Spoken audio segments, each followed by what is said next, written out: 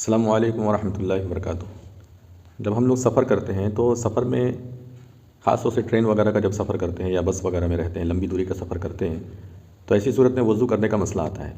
وضو میں بھی ہاتھ وغیرہ، چہرہ اور دیگر چیزیں تو آسانی کے ساتھ ہو جاتی ہیں، لیکن پیر دھونے کا بہت بڑا مسئلہ ہوتا ہے۔ اور بہت جگہ دیکھا گیا ہے کہ لوگ پیر ایسے طریقے سے دھوتے ہیں جو کہ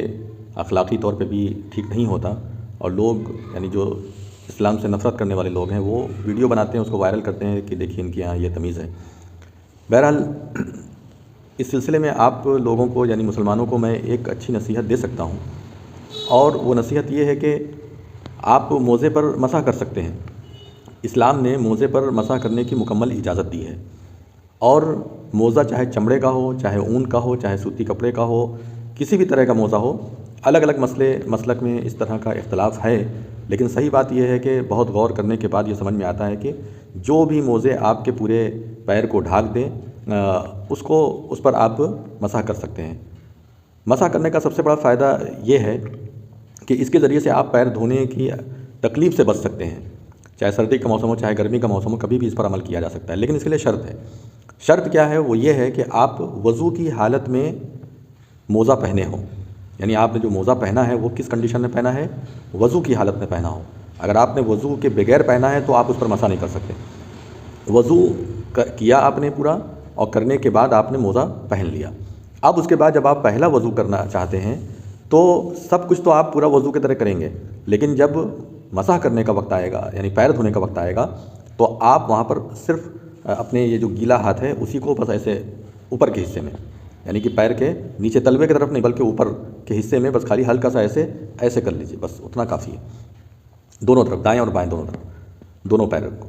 تو اس سے آپ کا وضو رہے گا، یعنی وضو کی حالت میں جیسے سارے کام کیے جا سکتے ہیں بعین ہی اسی طریقے سے اس کنڈیشن میں بھی آپ آرام سے سارے کام کر سکتے ہیں، اور اس سے بہت ساری اذیتوں سے بچا جا سکتا ہے۔ تو اسلام نے ہم لوگوں کو بہت ساری رخصتیں دی ہیں، ہم لوگوں نے ان رخصتوں کو خیرآباد کہہ دیا، چھوڑ دیا،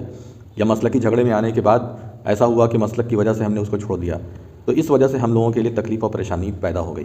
تو اس کا خیال کیجیے، اگر اس پر آپ عمل کرنا چاہیں تو کر سکتے ہیں، اور پیر دھونے کی اذیت سے آپ بچ بھی سکتے ہیں۔ اور یہ کتنے وقت تک کیا جا سکتا ہے یہ بھی واضح رہے کہ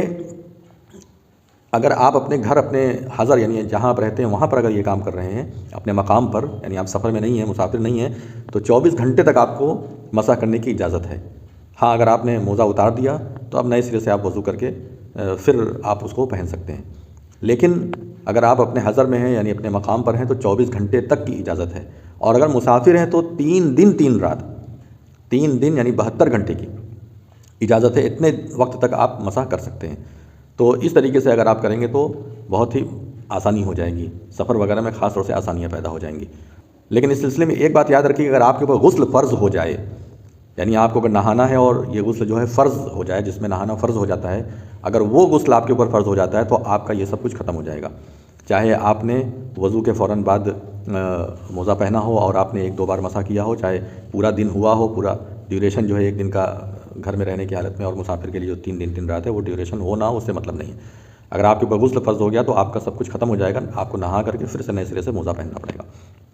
تو یہ ہے، اللہ تبارک و تعالی ہم لوگوں کو جو رخصت عطا فرمایا ہے دین میں، اس کو اختیار کرنے کی توفیق عطا فرمائے، اور اس کے ذریعے سے اللہ رب العالمین ہم لوگوں کے دین پر چلنے کو آسان کر دے۔ آمین یا رب العالمین، وآخر دعوانا ان الحمد للہ رب العالمین، والسلام علیکم ورحمۃ اللہ وبرکاتہ۔